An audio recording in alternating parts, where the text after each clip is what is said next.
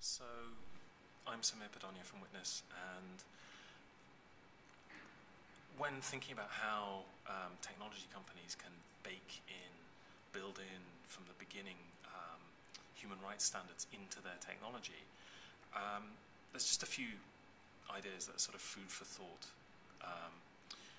When we're thinking about video, one of the things that we're trying to develop at Witness is a metadata standard that builds in not just sort of geolocation, creator, and other kinds of metadata that are sort of fairly standard for audiovisual content, but also some kinds of metadata that respond to a more human rights type framework.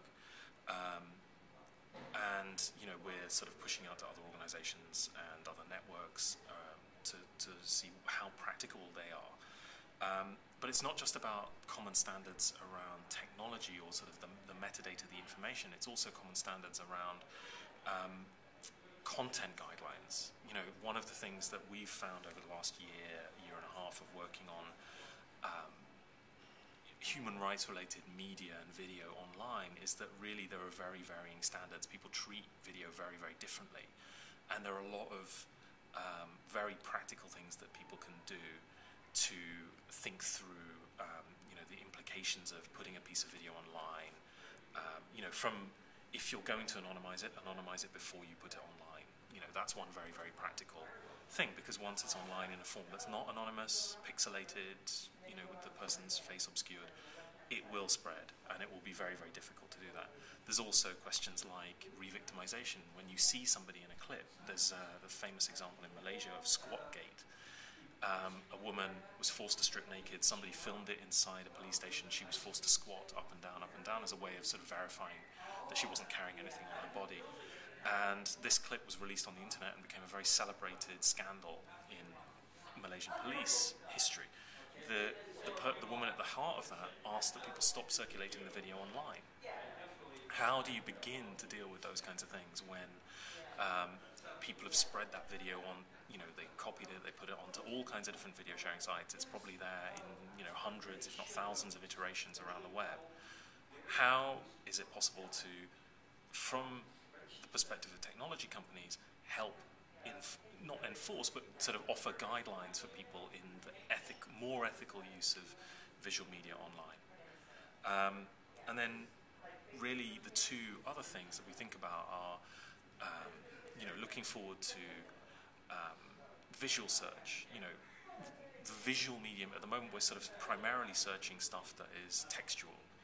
We're beginning to search audio.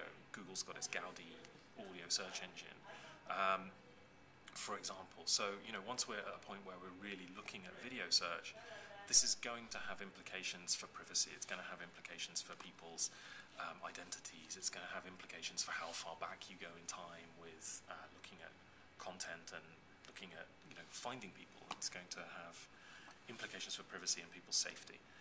And then finally, just as a general principle, I think the Facebook example from a couple of weeks ago is one of the most interesting examples of a major company being very transparent and driven by its users' needs and responding to what they want, how they want to use their data, how they feel they own their data, and what ownership they feel over the company.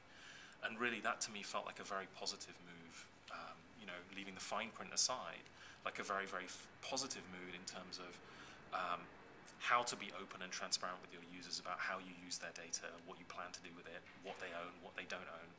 And to me, really, they should own it. And that's from a human rights perspective, we try and operate from that principle. We also try and, we've actively baked in Creative Commons to the hub. So, there are mechanisms for doing it, and, some of them are really, really simple. Some of them will take a bit more work. And, Witness as a human rights organization is really there, along with all the other human rights organizations, to help technology companies think through the implications of what they're working on and try and help come to sort of common ways forward to making technology more sensitive and more productive for human rights more generally.